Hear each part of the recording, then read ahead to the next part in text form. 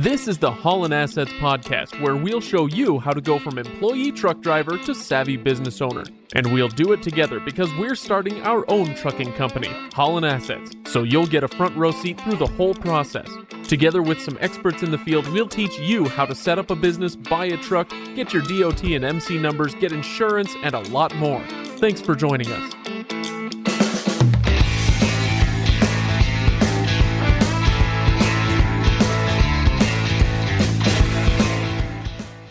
Welcome, everybody, to episode 22 of the Haulin Assets podcast. I am Craig, and with me is Chris. Chris, how's it going?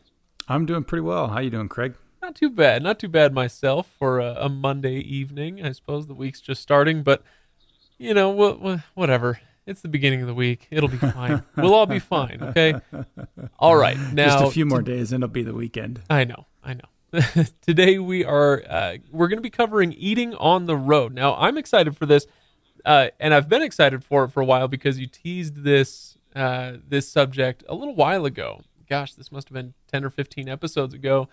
You talked about wanting to do a little experiment where you would eat food, buy all your food on the road, and do that for a week, and then you would do a week where you did pre-planned and pre-packaged meals for yourself, right? Yeah, I think this is going to be a super fun episode. It was really interesting to me and kind of eye-opening, really a good eye-opening experience to kind of see the difference between the two. Yeah, well, good. Well, before we get into it then, anything happening on the road lately? You know what? It's actually been kind of a quiet, smooth last couple of weeks. I don't really have any great stories to tell. This is a first. I don't know what to say, Chris. Do we just end the episode here if you don't have any stories? This is unusual. I caught you speechless. Well, yeah. Well, it's a little boring, but I suppose we can make it work. Yeah, you know what? Sometimes boring's a good thing. Sometimes it's nice just to be in a little bit of a routine, not have to jump outside of that routine at all. One thing that I've kind of been doing a little bit different the last several weeks that I think's kind of been good is I've been really diligent about calling the shipper, the receiver that I'm going towards ahead of time. And it's done some good things for me. And I've typically kind of do it, or at least started doing it, just to call to find out two things. Do they have overnight parking? And then to ask what the earliest time that I can show up. Because a lot of times, like I'll show up and try to get there like 10 hours early to do my reset. But a lot of the times I've found in the last few weeks that people have been able to receive me early, and I've gotten unloaded early. And there's even been a couple of times where I've picked up a load before I was even scheduled to deliver the previous load. And that just really helps keep that efficiency going on the truck, keep the wheels turning. And I've really had almost no time over the last couple of weeks to do much other than just really drive. I haven't been stuck at a shipper. It's been kind of nice. Well, count your blessings, right? I mean, was it last week or the week before when you were telling the story about the best hooker in town and what was it, Ogallala or whatever it's called? In Ogallala, yeah. Hopefully that won't, we won't repeat that same thing or anything like it for a little while. It's nice to be just running smooth.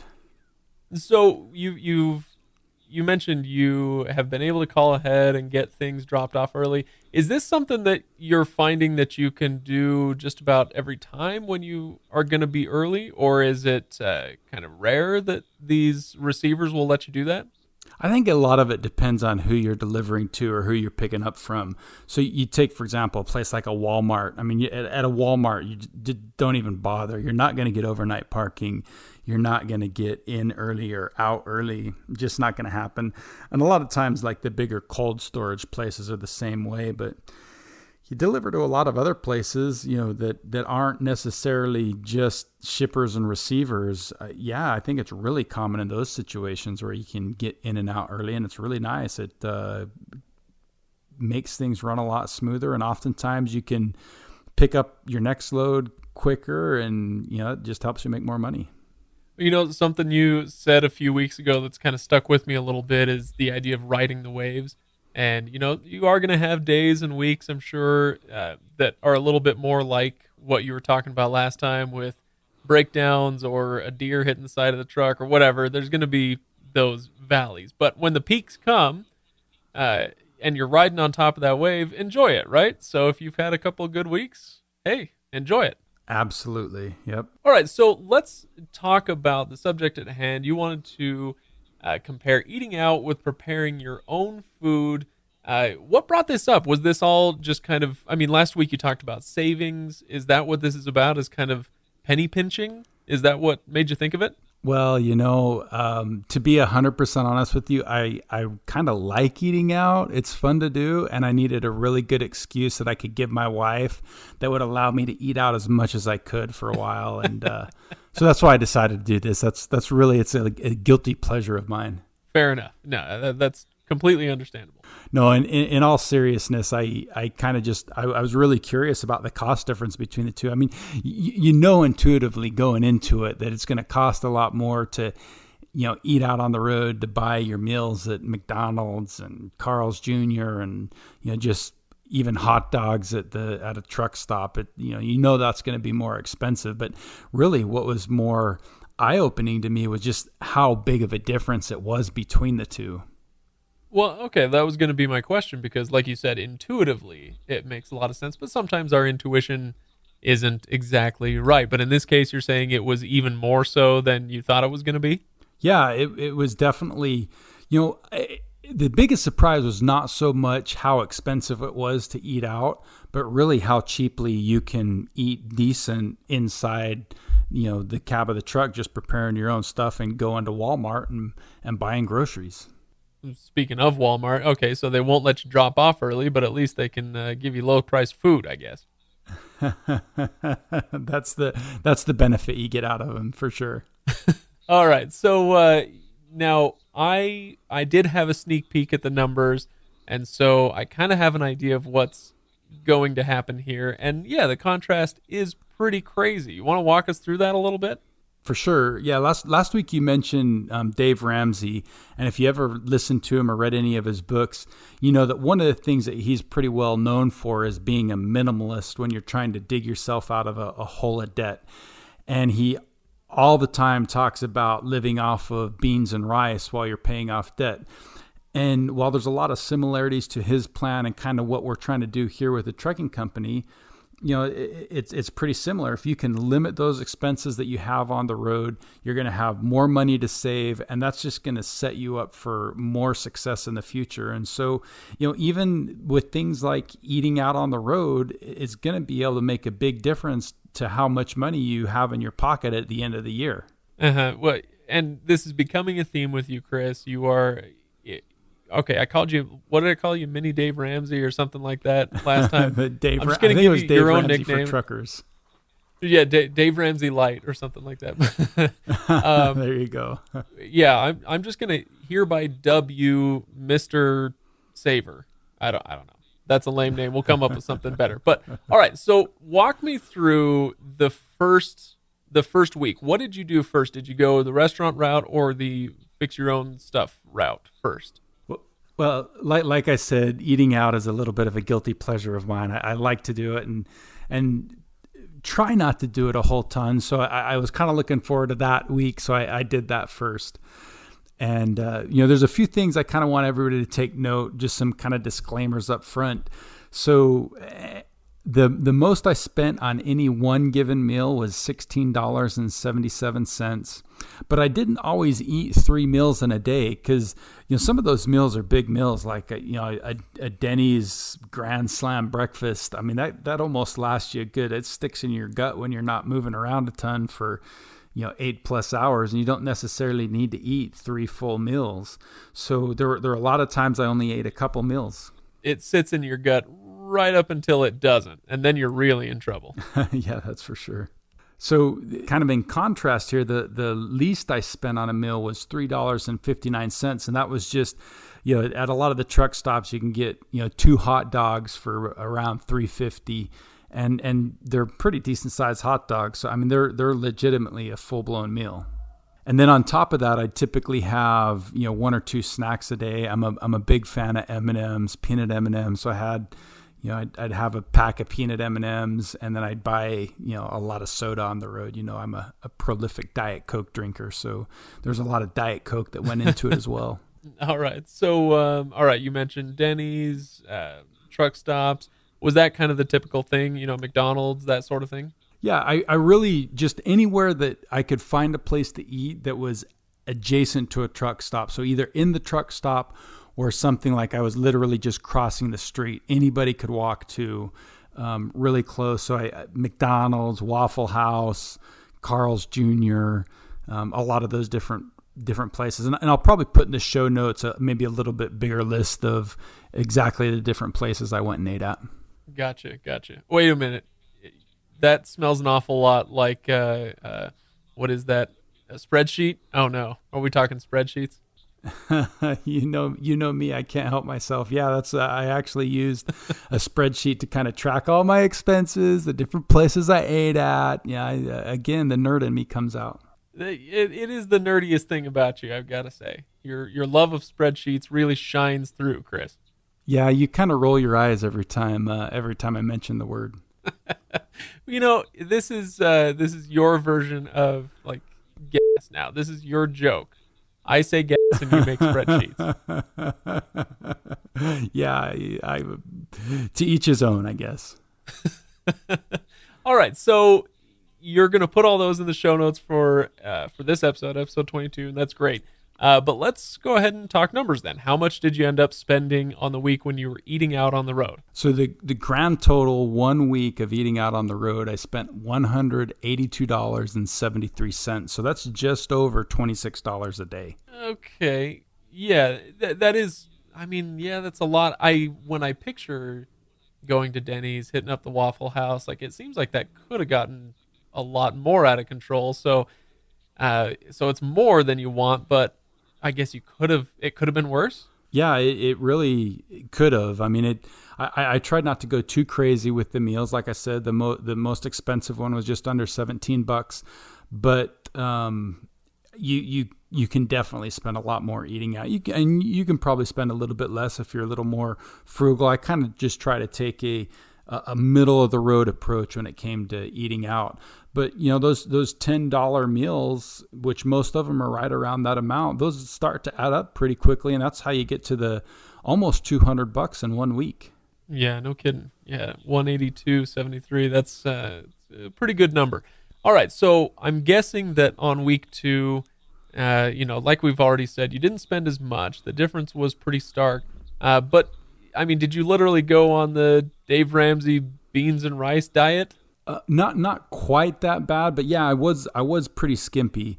So the last 2 or 3 months of being on the road haven't been super kind to my midsection, and so I'm trying to shed a little bit of what I've gained over the last few months. So I was pretty conservative on how much I ate, and you'll kind of see that in some of the stuff that I ate. But I didn't go super, super crazy with it. You could have gone even less than what I did. And where did you tend to go for all of this? I mean, you mentioned Walmart. Is that pretty much what you did, is just Walmart grocery shop or wherever you could find a grocery store? Yeah, absolutely. So for breakfast, lunch, dinner, and snacks, breakfast, lunch, and snacks, I got everything at Walmart. So, anybody obviously can go. And I actually bought it while I was on the road. On a trip, I pulled into a Walmart parking lot. Some of them will let you park there overnight, and parked at one and went in and got my food. And, some of the things that I bought, like I'll give you a kind of a rundown of what I ate for those breakfast and lunches. So for breakfast, I'd have a lot of the times just some boiled eggs. And I've got an Instapot in my truck, so I can actually boil the eggs right in the truck if I need to, or a lot of times before I even go out on the road, I'll boil a dozen eggs and peel them and throw them in the fridge. So that was a pretty common breakfast. Another pretty common breakfast was instant oatmeal. I have this little tiny thermos that will hold a couple packets of instant oatmeal. And then when I'm in a truck stop, you just go into the truck stop and their coffee makers, you can get hot water out of those. And I just throw that in there and and that'll make for a pretty good breakfast meal. Nice. Did you have to, and this doesn't have anything to do with your food budget necessarily, but you go in, use the coffee maker, or did you have to buy something else to make sure that you were patronizing them there? No, truck stops know you're buying fuel. They don't care. So Okay. you make yourself at home at those places. I got chased out of a I got chased out of a rest stop up in Burley, Idaho one time because I used their bathroom and it seemed like I wasn't going to buy anything. She was not happy. Yeah, I've never had an issue like that at a truck stop, just because they know they want you to buy fuel. They don't want to chase you away. Right, right. Okay, so what sort of you talked about eggs, instant oatmeal. These are convenient foods that you're easily preparing on the road, or when you're at home. Did you pack up a lot of stuff that you took with you? You know, packing it up before you hit the road. Yeah, so my dinners I did. So my wife, whenever she makes meals for her and the kids while I'm out on the road, she'll throw anything that's left over in just a Ziploc bag and throw it in the freezer. And so she, collects a week's worth of those, and I can just throw them in the freezer and fridge in the truck. And that's for the most part what I had for dinner. So those, I didn't allocate a cost of those into the numbers that I'm going to give for how much it cost me for the prep food, because that, in all reality, that's food that she's already making. I'm the big leftover eater at home. So a lot of the times that stuff just kind of goes to waste anyway, unless I eat it. So I didn't really use that as part of the cost calculation. And I'm guessing a lot of people are kind of going to be the same way. You can get leftovers from family. They just freeze it and you can take it. And there's not many things you can't freeze and eat later. All right, so that covers breakfast, lunch, and dinner, and then you mentioned snacks as well. Anything special you did for that? Yeah, so I usually have a snack between breakfast and lunch, and most of the time that was a granola bar. And then between lunch and dinner, I'd have another snack. Again, I'm a big peanut M&Ms guy, and I was able to save a lot on the peanut M&Ms. When you buy the peanut M&Ms at a truck stop, I'd always buy the king size, go big or go home. And the king size M&Ms are anywhere from about $2 to $2.50. But what I did at Walmart is I bought the big family thing of peanut M&Ms. It cost me $9. And then I have a little scale that I brought with me, and I was able to weigh out the same amount. A king size M&Ms is 3.25 ounces. I just weigh that out, put it in a Ziploc bag. And this is really hard for me, but I did it, and I did it well. I was disciplined, and that's all I would eat for that snack for that day was just the 3.25 ounces of it, which is really hard to do when you have like 9 pounds of it. Maybe not quite that much, but several pounds of peanut M&Ms sitting in the back of the truck. I changed my mind. This is the most nerdy thing about you, Chris. You weighed your M&Ms. You used a scale and you weighed your M&Ms. That's just the beginning, Craig. And you know what? The cool thing about it is, instead of paying $2 to $2.50 for a king size thing of M&Ms, I get the same amount of M&Ms. Only cost me 80 cents when I bought them at bulk at Walmart. Yeah, that's not bad. That's a good $1.20 to almost $1.70 savings per thing of M&Ms. It's like you're throwing your money away if you don't eat peanut M&Ms, is what you're saying. That's what I'm hearing anyway. Absolutely. Yeah. Uh-huh. So, okay, bottom line, what did you end up spending to eat for that week? Now, you said you're not counting the family frozen meals and all that, but what did you end up spending? Before we get to that, let's talk a little bit about the lunches, because I didn't go did we skip lunch? Detail on the lunches. Oh, okay. I missed it. Yeah, so for lunch, most lunches I would eat 2 sandwiches, and my go-tos on sandwiches are either peanut butter and honey, or I'd make a tuna fish sandwich, so tuna fish, and I'd mix some Miracle Whip and some sweet pickle relish in. And, depending on what I wanted for the day, I'd eat that. And so here's where my nerd gets even worse, is I weighed the peanut butter, what the peanut butter jar weighed before the week started, and then how much it weighed after, so I could see exactly how much peanut butter or relish or Miracle Whip I used. And then I use my spreadsheet to determine exactly how much in ounces cost I spent for those things. So I got really detailed and exact with my numbers here, Craig. Chris, I am this close to hanging up on you right now. I'm special, Craig. I'm special. That you are. That you are. All right. So here's the grand total for the week. So you remember what it was for the eating out? Yeah, for a week of eating out, it was 187, something like that. I think it was 178. What was it? 182.73. So 182.73. So on the week of the Walmart food, I spent a whopping $31.87. So that's just $4.55 a day. Jeez. Okay, so rounded up, $32. That's low. That feels really, really low. It is. Other than, you just got to keep in mind the dinner. I was just eating leftovers from home, but yeah, I was shocked how low it was. And I guess what I'm getting at is, do you feel like that's a normal low, or might somebody end up spending $50 or something like that?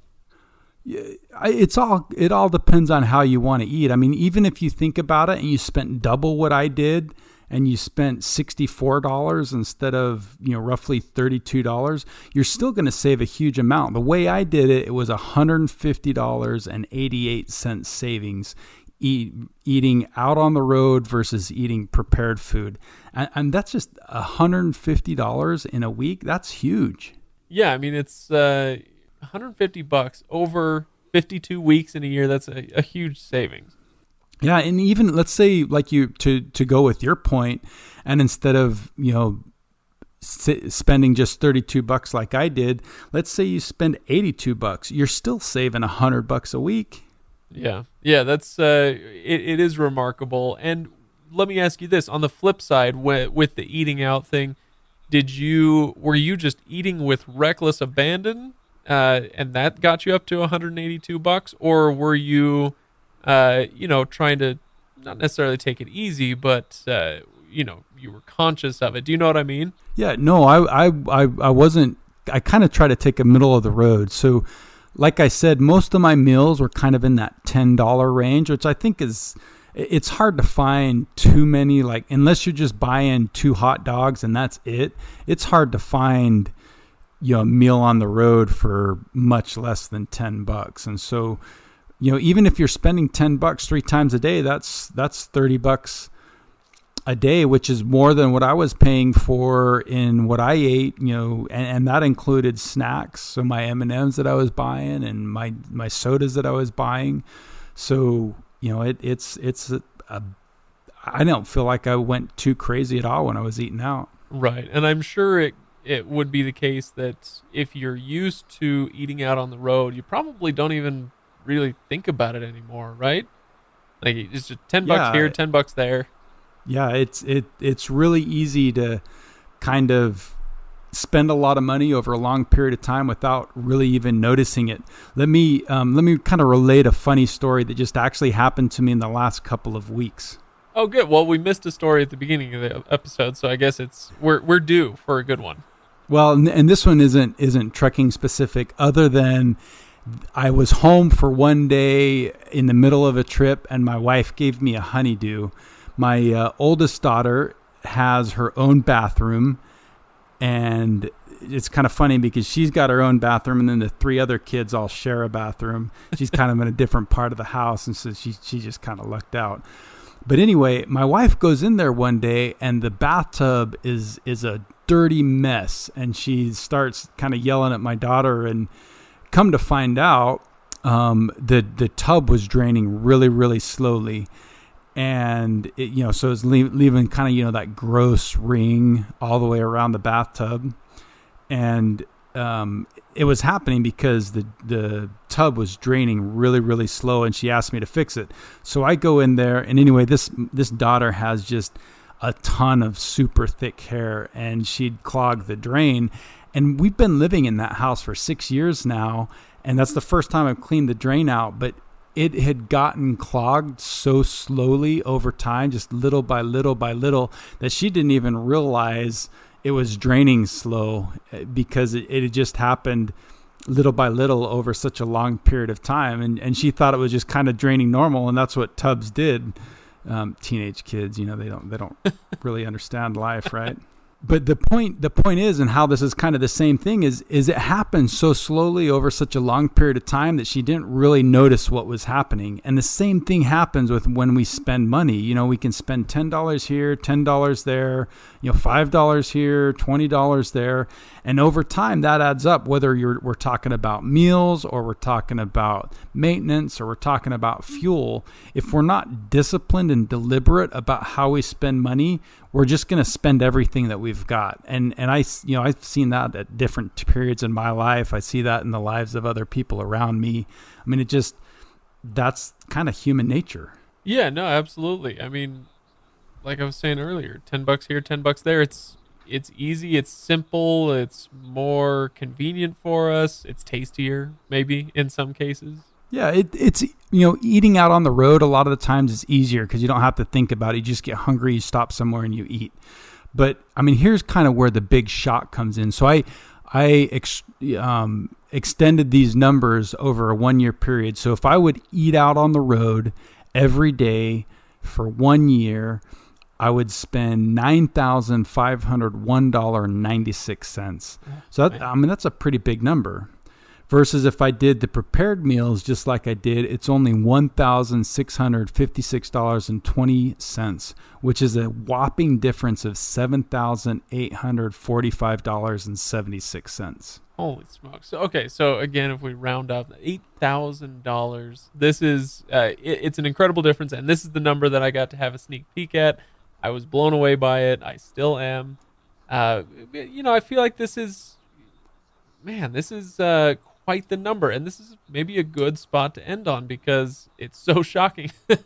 But if you take that $8,000 number and you talk to a person who spent $8,000 eating, that spent $9,500 eating out on the road, and you say, hey, if you could save $8,000 of that and put it back into the business, put it in savings, do whatever else you may want to do with it, that person is going to be able to think of other things they'd rather do. It's the whole short-term benefit, long-term benefit, right? Yeah, absolutely. I think if you asked 100 different people if they knew they could save $8,000 by preparing their own food versus eating out, I think most people would say that. Most people would say, I can think of a million different things I would rather do with $8,000 than just eat it. I mean, because that's essentially what you're doing. I think most people would be that. And the point is I think you need to be deliberate about your money. And if you're deliberate about it and conscious of how you're spending it, that money is going to go a long way, and it's going to go towards things that are going to make you happier and be better for you in your life. I couldn't wrap it up with a prettier bow, Chris. That sounds good. How are we feeling about this? Is that where we want to leave it? I think that's a great place to end. Okay, Chris, it's a good story, and it's a good experiment. And I guess if anybody is curious about it, they can do a very similar experiment themselves and see what their numbers come out to. Maybe it won't be quite as stark, but like you said, even if you're not saving $8,000 a year, maybe it's only $5,000, but then it's, only $5,000. That's ridiculous. So if you don't mind, I'm going to encourage people to go to Haulin Assets on Facebook or in the show notes at Haulin Assets LLC and talk about your experiments. If you want to try this out on the road, we'd love to hear what sort of savings other people are able to come up with, right? Yeah, absolutely. Love to hear other stories because I guarantee you there's a lot of people that have some good ideas on how to save money on the road. All right. Well, enjoy that road, Chris, and I will talk to you next week. We'll see you next week, Craig.